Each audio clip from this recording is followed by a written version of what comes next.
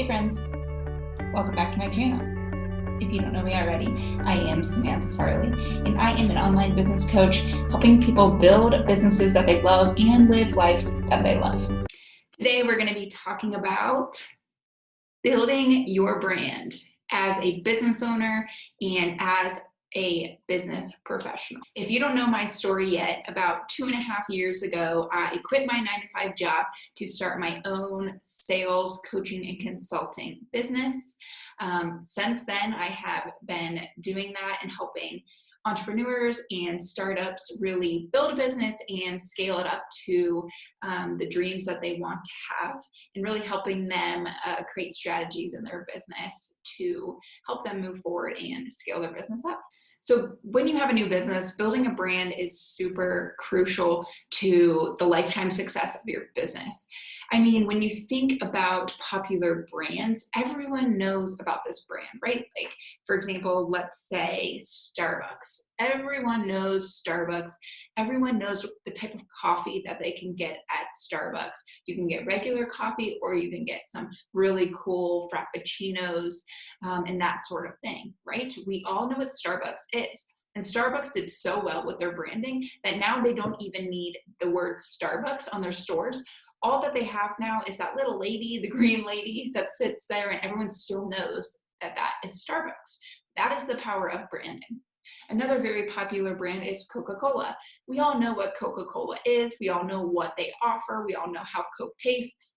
We all know everything about Coca-Cola. We know the colors. We know everything about Coca-Cola. Coca-Cola is the same. When we see that red can, we think, oh, that must be Coca-Cola, even if it doesn't necessarily say Coke on the side. Even cereal has brands. My favorite cereal is Cinnamon Toast Crunch. I don't know about you, but that's probably the best cereal out there. But Cinnamon Toast Crunch is so powerful because they actually have the same type of Cinnamon Toast Crunch in a different box that's a lot cheaper, but people still buy the box that says Cinnamon Toast Crunch because they know for sure what they're getting and they know the brand that they're getting. Even though there's another box right next to it that is the same exact thing as Cinnamon Toast Crunch, but it's in a different box with the maybe Kroger logo, people don't buy it. Why? It's brand loyalty. So in this video, we're going to talk about how you can build your own brand, build brand loyalty, and build a fan base around your brand. One of the very first important steps of building a brand is actually thinking about your target audience. I know a lot of people, when they think, okay, building your brand, they think it's all about your company and what it looks like and what it says and all that stuff. But really, it also focuses on your customers, right? What do they want? What will they spend money to buy? You can build a brand around that. Too many times I see people try to build their own brand without doing research on their ideal target market. And then they build a business that nobody likes, and they hear crickets, and nobody buys their product or service. And that is a brand fail. So you have to research your target market and figure out what they want to buy, figure out what brands they love, and figure out how much they're willing to pay for a brand specialty. Another important thing to think of when you're building your brand is, what type of personality do you want to have? Now, this may be based on what you're selling. For example, if you're selling a medical product that saves lives, you might want to have a serious personality, right? Something where it's a serious product, you want people to know that you care, and it's more focused around empathy. However, you may have a brand where you're allowed to show humor, right? Where it's not as serious of a product, and you want to show that your personality is to be funny and to be chill and to be relaxed. So that's something that you determine. And honestly, I believe it does depend on your product or service a little bit. However, I don't know, you could be a bedsheet company and you could decide to be serious, or you could decide to be funny.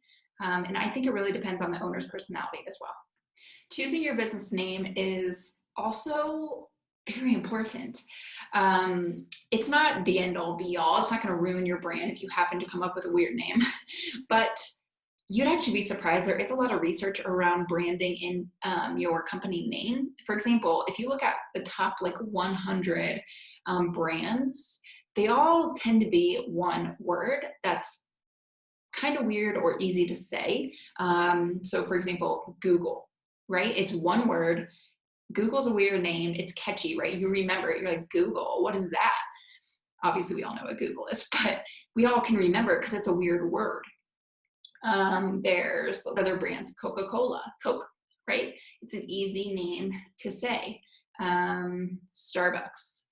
Everything that's just kind of one word rather than a long-winded company name can help a lot. So you want to try to keep your business name to one or two max, I would say, even though mine is the Farley Club. Some other popular brands that are just one word, Hershey's, Ziploc, right? Like Ziploc bags, Kleenex, right? These are all just one words and we all know what they mean. I guarantee I did not just say a word that you don't know. So Reese's, right? Those are my favorite peanut butter cups. M&Ms, right? Things that are catchy. A lot of times you won't find top branded companies that have 3 or 4 names or 3 or 4 words in their name. Another way to help your brand is to come up with a slogan.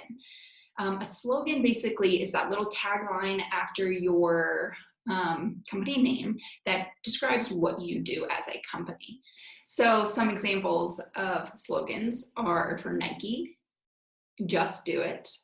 KFC is it's finger looking good. America runs on Dunkin' for Dunkin' Donuts, right? So these are little slogans that you can put after your name that is catchy so people start to learn it. And when you say Dunkin', you go, America runs on Dunkin', right? You want people to catch on to that, and it's a good way to get people to learn your brand and what you do. So we talked about this a little bit with Coca-Cola, but you have to pick your colors, right? Colors are also very important, as that is the color that people are going to remember. So for example, Starbucks, we know it's the little green lady. Coca-Cola, we know is red. Nike, black.